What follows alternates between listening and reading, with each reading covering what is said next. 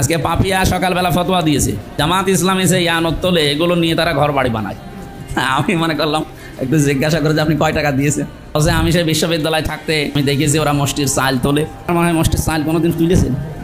ডাহা মিথ্যা কথা, এই যে রেকর্ড হচ্ছে আবার কান পর্যন্ত যেন যায়। আমার মনে হয় উনি এই মিথ্যা কথা ছাড়বেন। মিথ্যা বলতে বলতে আপনি দুনিয়া এবং আকাশে সবার কাছে মিথ্যাবাদী হিসাবে পরিচিত হয়ে যাবে। আসমানেও আল্লাহ ঘোষণা দিয়ে দেবে যে পৃথিবীতে একজন মিথ্যাবাদী আছে। আগে একজন ছিল, সে পালিয়েছে, এখন মনে হয় জায়গাটা আপনি দখল করছেন। এরকম ওইরকম মিথ্যা কথা না বলাই ভালো। যা করে তাই বলেন। বাইতুল মাল এই শব্দের পারিভাষিক আবিধানিক অর্থ জানেন? এটা স্বতঃস্ফূর্তভাবেই দেওয়া হয়, কেউ জোর করে নেয়। নিজের সম্পদকে আমার মনে হয় পবিত্রকরণ এবং একটা বাইন্ডিং এর ভেতরে থাকার জন্য এই 100 টাকার 5 টাকা করে দেওয়ার যে নিয়ম, এখন তো 100 টাকার 5 টাকায় আছে নাকি বাড়িয়েছি? হ্যাঁ, এই যে আপনারা শুনছেন যারা দায়িত্বে এখানে বসে আছে, এনারাই তো কালেকশন করে। 100 টাকার 5 টাকা মাত্র দেওয়া হয়। জোর করে আমার কাছে আজ পর্যন্ত কেউ নিয়েছে আমি দেখি নাই। আমি মাসে মাসে 15,000 করে দেওয়া হয়। এখন এই মাহফিল নেই বলে 10,000 করে দিচ্ছে। তো আমার কাছে তো বলে নাই যে না 15ই দেওয়া লাগবে। আমি বলেছি আবার আমার শুরু হোক, তারপরে দেখবো। এই 10 দিন 11 দিন ছিলাম বাইরে, যা কামাই করেছিলাম বেশিরভাগ আমি সংগঠনে ঢাকাতে দিয়ে এসেছি। বাইনেম কিছু টাকা পরিবারের জন্য খরচ করি। একেবারে আসার সময় 40 টাকা বাংলাদেশের টাকায় ছিল। এই মজমপুরে নামার পরে বাড়ি আসলাম, রিক্সা ভাড়া শেষ। রাত্রে এসে নেমেছে, যেহেতু রাত 4টায়, এই জন্য ওরা ভাড়াও বেশি নিয়েছে। 10 টাকা জায়গায় 40 টাকা নিয়ে গিয়েছিলাম। বাড়িতে যাওয়ার সময় 10,000 টাকা, আর সময় 4 আনাও নেই। ওই কাছে তো যারা ঢাকা থেকে কুষ্টিয়ায় আসার পরে যারা বলেছে এই মানুষগুলো চাঁদাবাজি করছে, আমি নিজের থেকে তো বলি না। আজ পর্যন্ত আমার মনে হয় ওনার বয়স 55-60 বছর হবে, আপনার 50-55 বছর হবে। যেটা টাকা তো আপনি দেননি কোনো দিন। ইয়ানত বলেন, সাদা বলেন, আর মুষ্টির চাল বলেন। আপনারা এরকম মিথ্যা কথা ছড়াবেন না। মজলুম ছিলেন আপনারা ওই 17 বছর, আমরাও মজলুম ছিলাম। অন্তত যার যে জায়গা থেকে নিজের আদর্শ দিয়ে রাজনীতি করেন। মানুষ যখন পারে না তার আদর্শ দিয়ে, তখন বাঁকা পথ বেছে নেয়।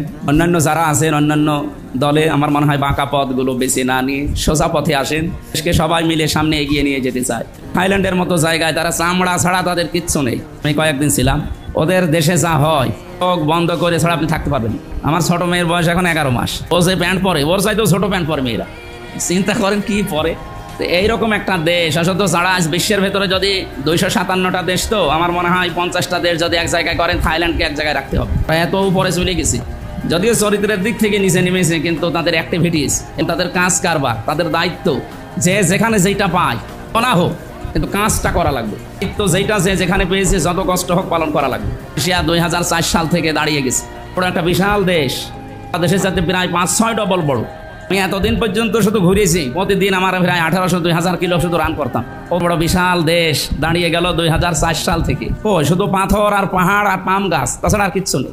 কি করতে দাঁড়িয়েছে? 2টা জিনিসের কারণে। 1 নাম্বার, তাদের দেশে দুর্নীতি নেই। 2 নাম্বার, খাদ্যে ভেজাল নেই।